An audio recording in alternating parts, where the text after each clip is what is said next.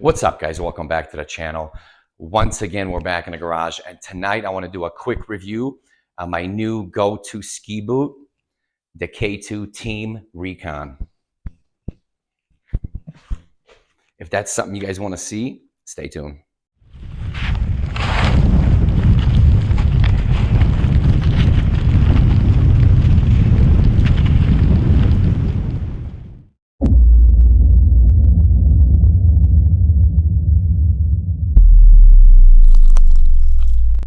All right, guys, so let's talk about the K2 Team Recon, my new go-to ski boot this year. So this is a 140 flex ski boot. The way that 140 flex is achieved is by using actually these power plates, K2 power plates, which slide in here right in front of the tongue to give you more stiffness.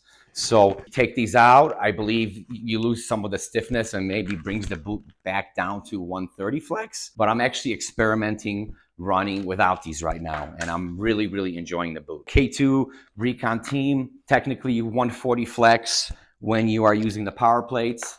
Since I have them removed, I believe it's a 130 flex boot. It's super light, comes in under 1,800 grams. And this boot has Gripwalk soles. And actually, if you guys see here on the side, it has holes for the pin binding. So you could actually use this boot in the backcountry when you're touring. And the benefit of that, it doesn't have a walk mode whatsoever. If you guys see, it has this power spine in the back, carbon power spine. This is not your traditional touring boot. This is your full downhill performance and a little bit of touring, if you like. What's nice about it is that it's so light and comfortable. So this is actually my third Recon boot. I had two K2 Recon 120s before this. Actually, let me guys show you my last boot here. I've gotten about maybe, just if you guys want to see how reliable or if these boots stand up to the abuse, this particular one, my last one, the K2 Recon 120, has about 200 plus days on it. So as you guys see, it's still held up pretty well. Let me guys show you guys the liner on this one after all those days. And the reason why actually I upgraded. So as you guys see, this is typical for 200 plus days, the liner's completely shot. But the boot itself became progressively more softer. And the reason why I was in the 120 was my kids were just progressively getting better and better in skiing, and I wasn't sending it as hard as I am now. So the 120 was perfect. But lately, last season, I've noticed that the 120 was just not holding up to the bumps. I was all the time feeling like I was going over the handlebars using the 120. And actually going into the flex, the K2 Recon line, they're actually known to be a little bit softer. So this K2 Team, the supposedly 140 flex, is definitely a little bit softer. This is not going to be your 140 flexing head raptor full downhill boot. A lot more comfortable. And actually, speaking of comfort and boot fitting, go see a boot fitter. Watching this video, don't sit at home and go off of my ideas what boot will fit you. I definitely recommend going and trying on boots and going that route first. Back to the K2 Team Recon. What's nice about this boot is how easy it is to get this thing on and off. Super easy boot to get on and off. And if you know anything about skiing, you know how sometimes you see people in the parking lot struggling getting the boots on and off and always complaining. So I actually want to show you guys how easy this guy comes on and off. And the reason for this is this Powerlite Shell. So it's called FastFit here on the side. And the reason for it is the sides, or the top here, is a little bit softer than the sides, which makes this boot open up nicely. So let me show you guys real quick. And actually watch my other video with the 120, and I did this demonstration with that as well. So super easy to get in and out. So let's do that. Boom, right? Easy breezy. And just to get it off like that, no problem. And another thing is with the liners.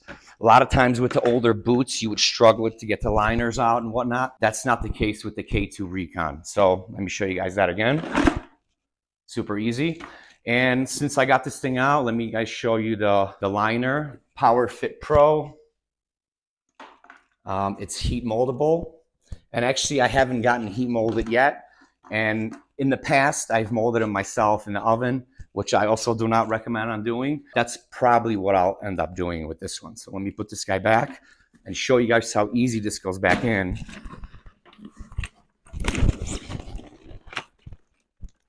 It's in. I mean, they're unbelievable. One more thing I want to talk about is the width of this boot.